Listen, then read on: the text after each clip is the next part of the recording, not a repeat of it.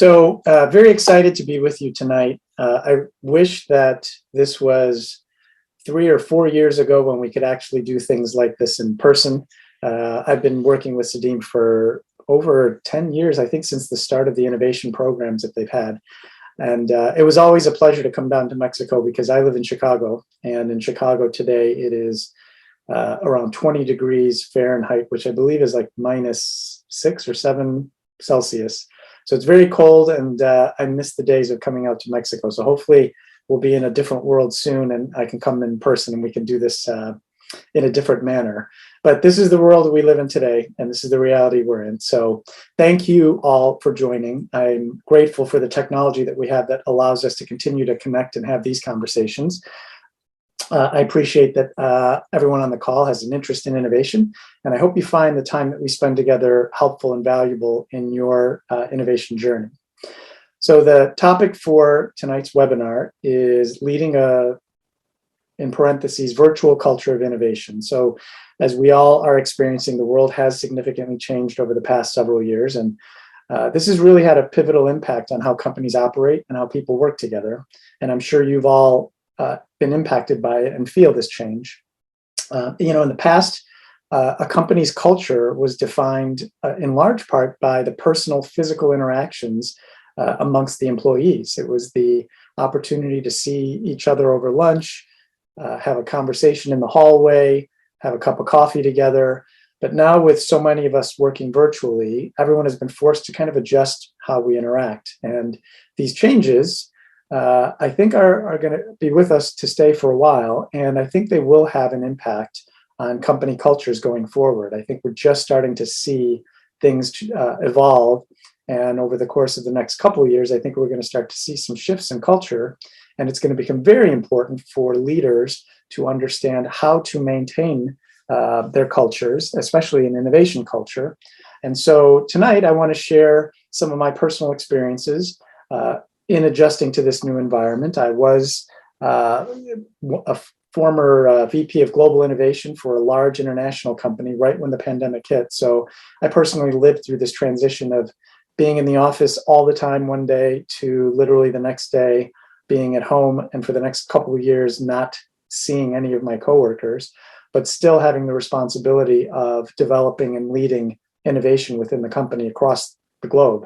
So tonight, I want to share with you some of the things, some of the lessons I've learned, and some of the things that I think will hopefully be helpful to you to learn from as leaders of innovation. So I want to start with a little story, and it's a culture story.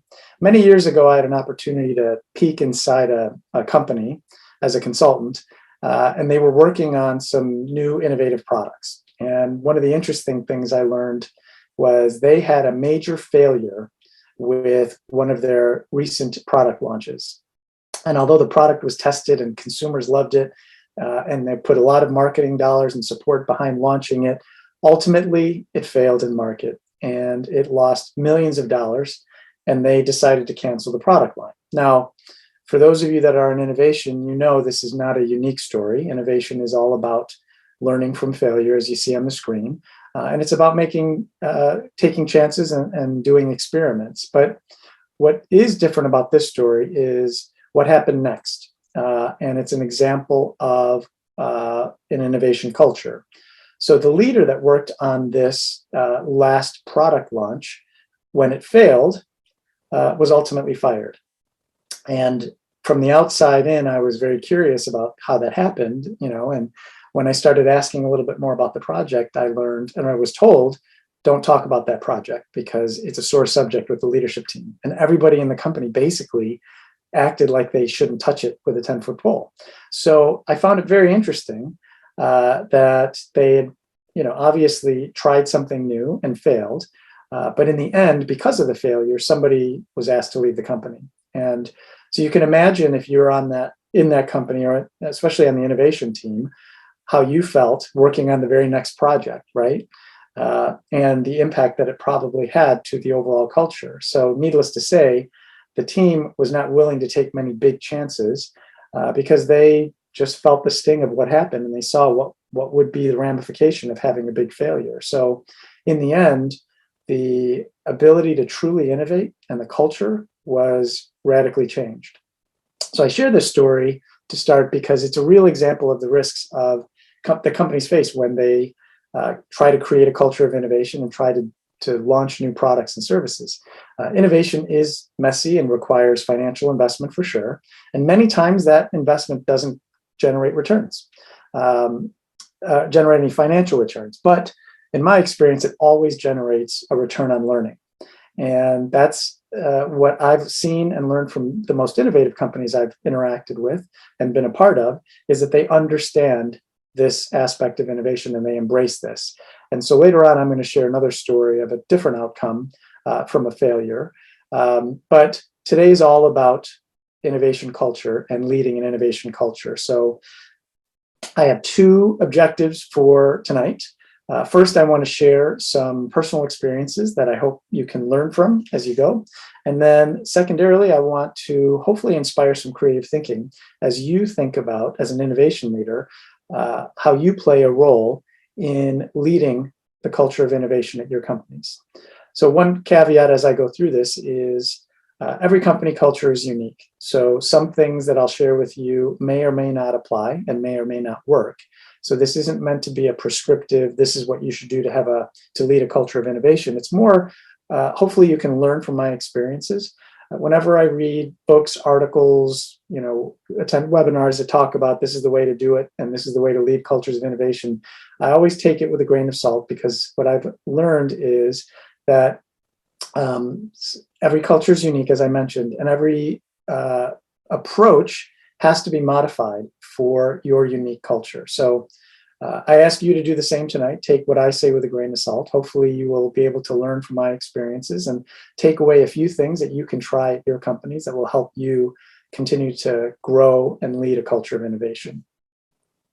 So with that, let me share with you my 3 keys to leading a, in parentheses, virtual culture of innovation. So there are many aspects to effectively leading a culture of innovation. But for tonight, I want to highlight these 3 keys, partially because we only have a limited amount of time. And these are 3 keys that I've found very important whenever you're talking about leading cultures of innovation. So you'll notice the headline says, according to me, and that's because of what I just mentioned. These are things that have worked for me and not worked for me. And hopefully you can take them and learn from them, but figure out what is best for you in your environment. So the 3 keys are a mirror, a well-dressed dog, and an engagement ring. So let's go through each of these and I'll explain a little bit more what they stand for. So the first one is the mirror, and this is my first key to leading a culture of innovation. And the first key is you.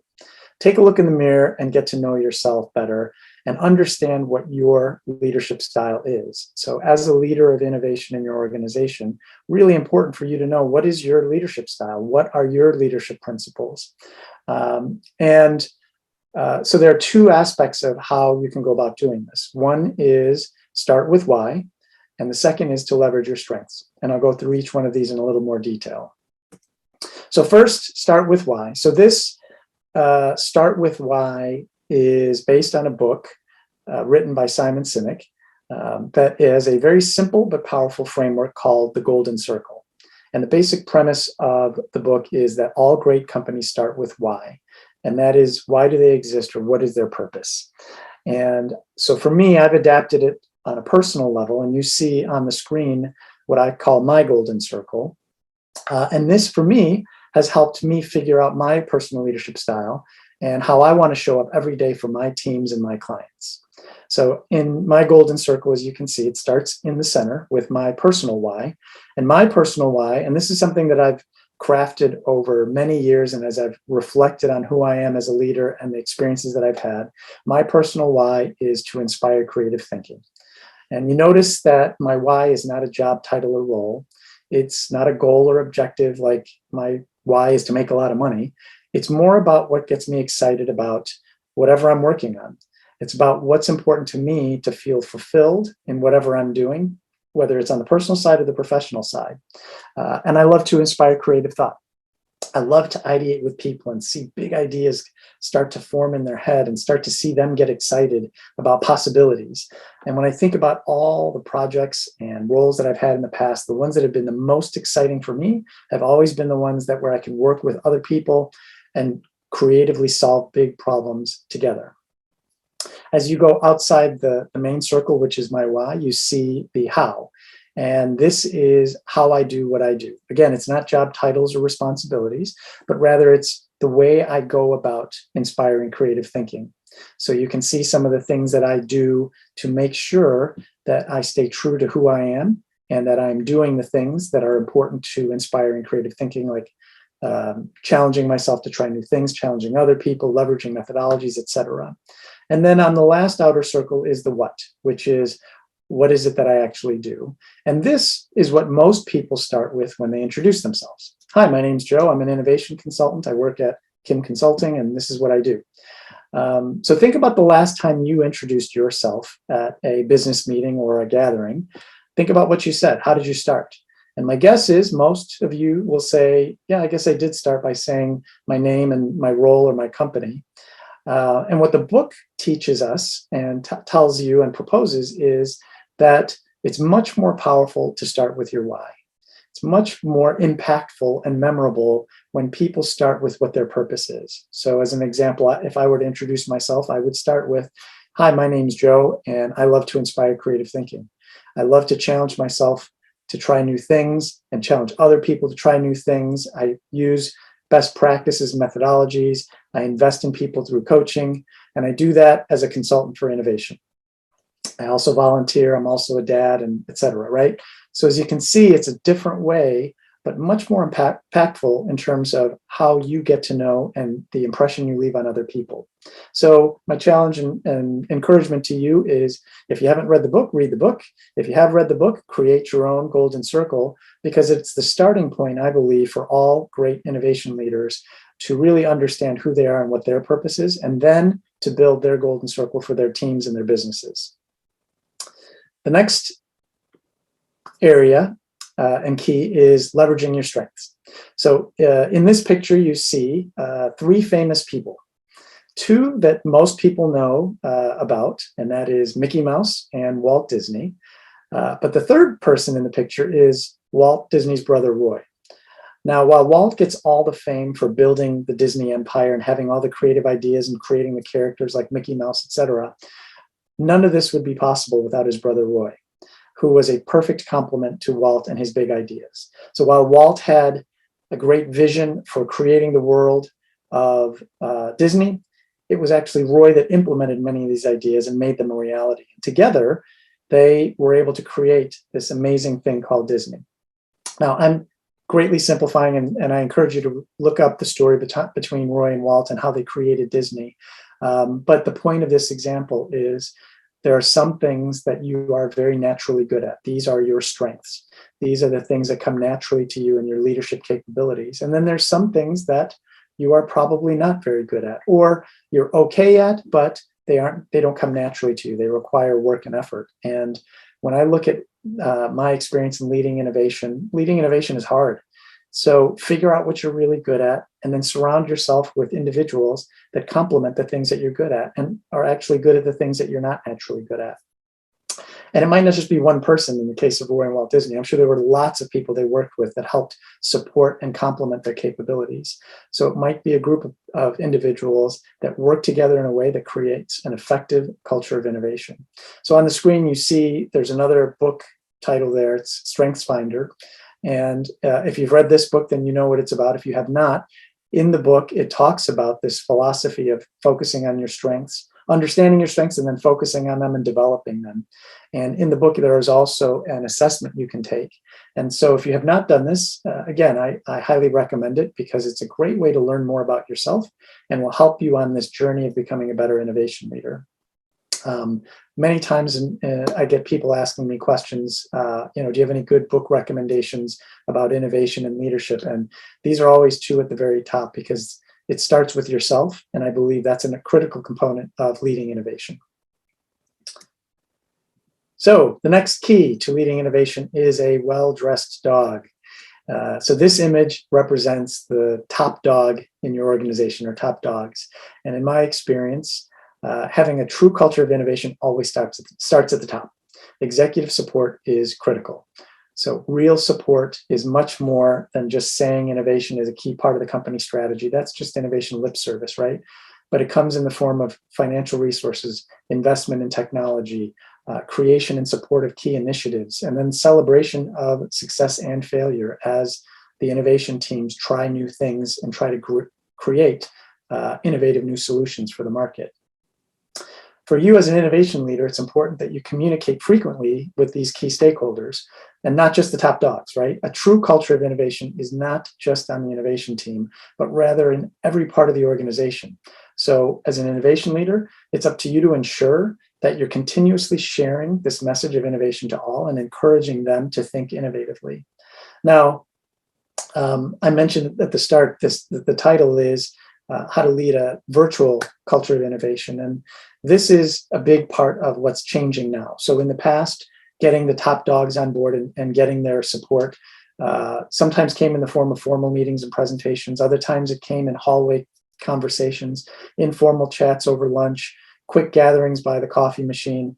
But in today's virtual world now, this is all mostly gone away. And what that means for you as an innovation leader is you have to be much more deliberate about encouraging and engaging with the top dogs.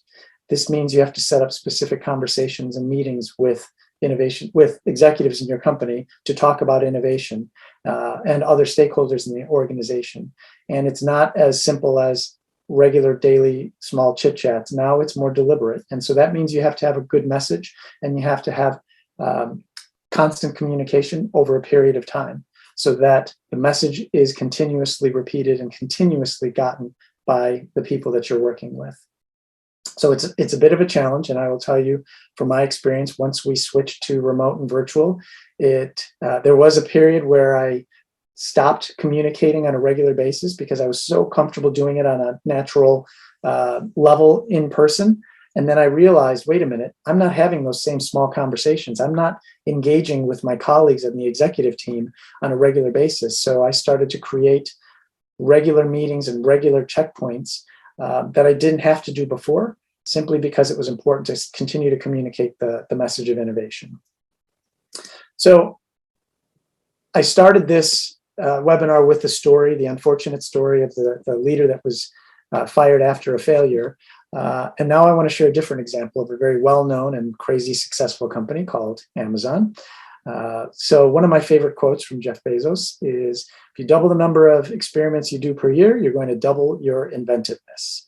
And I love that because that just talks at the heart of the spirit of innovation, right? You have to try experiments. You have to do new things if you want to be innovative and if you want to create great new things and have an innovation culture. And Amazon clearly has that going for them. And then on the right, you see an example of a very famous failure that Amazon had, and that was the Fire Phone that they launched many years ago. And some estimates say it was a loss of about 170 million for the company by the time they killed the Fire Phone as a product. But within Amazon, it's viewed as a great learning opportunity. And from my understanding is no one got fired, but they've taken some of the learnings from that experience and have leveraged it to develop new solutions and products and winning products and services. So the question for you as an innovation leader, whether you're at the top or whether you're part of an innovation leadership team, is how do you react to failure? How does your leadership react to failure? And ultimately, what can you do to make failing a positive part of innovation? And so this is hard depending on what your role is. And it's even harder in a virtual world because, again, the conversations are not as casual and as frequent. So you have to be more deliberate about having these. And then hopefully when these events happen, the company views it as okay, we learned from that. It was a big investment, but what are we going to do differently next time? So the last key is the engagement ring. And this is all about getting engaged with your community. And there are two keys to this. It's about alignment and then execution. And so if you're going to lead a culture of innovation or be part of a culture of innovation, you have to be connected to your people.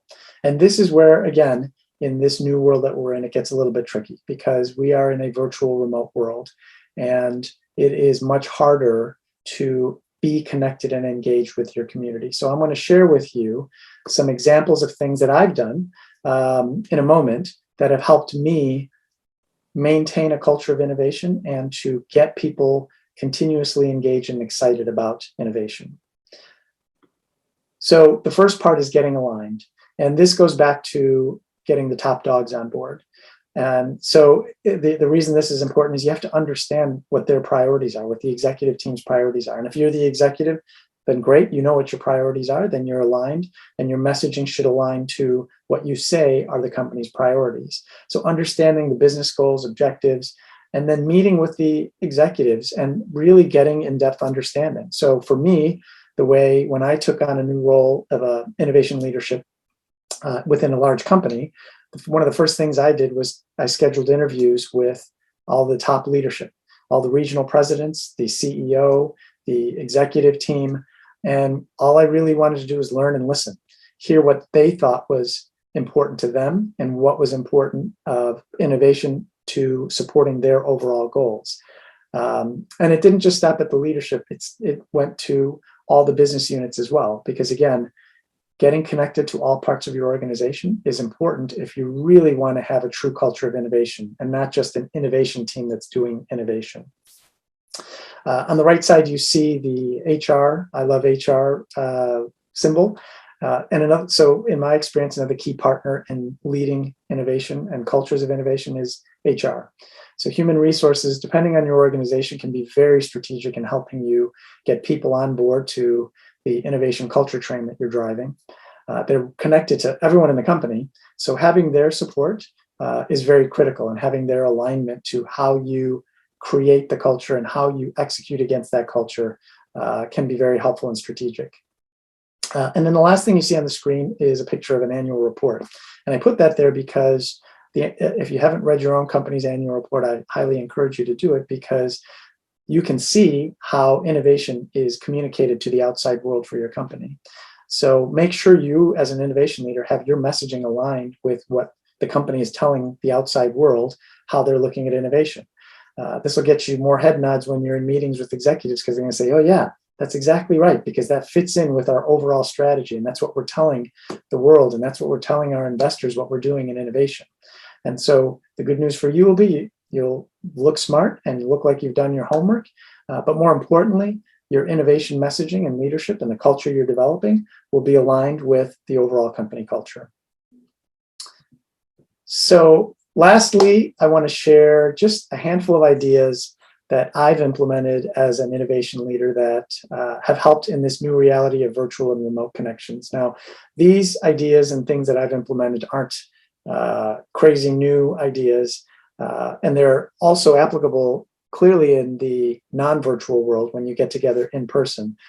So hopefully there will come a time when you can implement these things in person. But for now, let me just share a handful of these that I've done that have been successful in different levels in a virtual community. So the first one on the upper left is innovation management tools. There are online tools that create innovation communities that allow companies and innovation teams to interact with their entire company, the employee base, through an online portal. And so you see one of the platforms I've used in the past is PlanView Spigot. They have an innovation platform that specifically helps companies and innovation teams develop online challenges that get sent out to the entire employee base, and they can submit ideas and they can vote on them. And it's just a nice central location virtually for people to come together and talk about innovation and share their ideas. It does require management and an investment, but if done right and done well, it can be an important part of an innovation culture. Moving to the right, you see the trophy and a program that I call Innovation Champions. And again, this isn't something that is novel and new. I think many companies do things similar to this. But what I've learned as an innovation leader is my innovation team and budget is always fixed and somewhat limited. So what I recognized very quickly is my innovation team isn't just the resources that report to me and are on my team. it's the entire company. And so to get the entire company engaged and to get parts of the business engaged, I created what I call the Innovation Champions Program. And I enlisted and enrolled individuals within different business units and different regions of the company that were excited about innovation. I trained them on innovation, and then I kind of let them go back to their communities and try to lead innovation and do things at a local level. So while I had a global role, I was able to recruit and help people become innovators within their teams. And ultimately, it was very helpful because each of the business units then saw the tangible benefits of innovation that my team was helping to promote. Moving over to the right, ideation sessions. So this is a standard part of innovation, is to do ideation sessions and to generate lots of ideas. But one thing that I did a little bit differently and that I've been doing differently is to conduct ideation sessions, not just with my innovation team, but with everyone in the company. So periodically we would have these gatherings, and I would specifically recruit individuals from different parts of the organization to be a part of this innovation exercise. That got them engaged, that got them their buy-in to whatever we were working on, and then also get them a sense of excitement to be part of this community. The change happened, obviously, when COVID hit, where we couldn't meet in person. And for those that have been part of ideation sessions, those are always very fun to get together and so interactive. So we had to start shifting to virtual ideation sessions. And so we started doing these virtual ideation sessions. And so while it lost a little bit of the, personal connection, it still had the excitement of solving problems, thinking about creative things. And with some of the tools that are available now, like digital whiteboards, it made it much more interactive and easy to, instead of having a bunch of Post-its on a wall, have a Post-its on a virtual whiteboard that people can see at the same time and share. So I would encourage you to continue doing the sessions, just find a way to do it effectively in a virtual manner, and invite other people in the community. Bottom left, you see what I call idea jam sessions. These were unstructured ideations, if you will, mini ideations, where I got my core innovation team together on a weekly basis, and there was no agenda. It was just come to the jam session with a problem to solve, and we free-flowingly came up with ideas, and most times it didn't lead to anything that we were going to tangibly work on. But every time it led to a really engaging conversation, and it just kept us connected as a community. And periodically we would open up our jam sessions, the virtual jam sessions, to other business units and other people in the community so they could be a part of it. And again, just to stay engaged and to see how we work and how innovation happens on a real-time basis. The next one is business unit collaboration. Again, I mentioned talking to the top dogs and getting engaged with the executives, but it also means that you have to be very closely connected to the business units, the people that are generating revenue for the business. These are the ones that really are really the ones that are going to ultimately decide if your innovation succeeds or fails, because they're the ones that are going to bring it to the market. So really important to keep their engagement and be collaborated with them. And so one of the things I did in my leadership role was to conduct specific ideation sessions for business units, to conduct specific innovation initiatives within the business units so that I could offer them value, and then they could engage with my team and be part of the innovation process. And then the last thing on the bottom right you see is the Innovation Cafe. This was something that we came up with in that idea jam session, actually, because we were struggling with how to continue to get those casual innovation conversations happening that we were missing from being in the hallway together and in the lunchroom together. So we developed this thing called the Innovation Cafe. It was a virtual cafe, and we did it once a month, and we invited anyone in the company to sign up to join. And we had a guest speaker talk about an innovation topic that was fun and interesting to them. So one of the first ones we did was someone on my team was a golf nut and loved golf. So he did a innovation cafe on innovation in golf and the newest technology. And so people that loved golf joined the call and just had a really great conversation about innovation and about golf. And so we found that it was a simple thing to do, only took 45 minutes to an hour once a month, but yet kept us engaged with our community. So if you can create a Zoom meeting and do an innovation cafe and you have people that are interested about a topic, I encourage you to try it and get people in the company engaged. So I shared a handful of things here that have worked for me that I've found to be successful. And I would encourage you to go beyond these things. I would encourage you to read articles and stories of other companies that are finding different ways to stay engaged and figure out what's going to work in your organization. Figure out what is effective for you with your leadership style, with your alignment to strategy, and then ultimately with your community.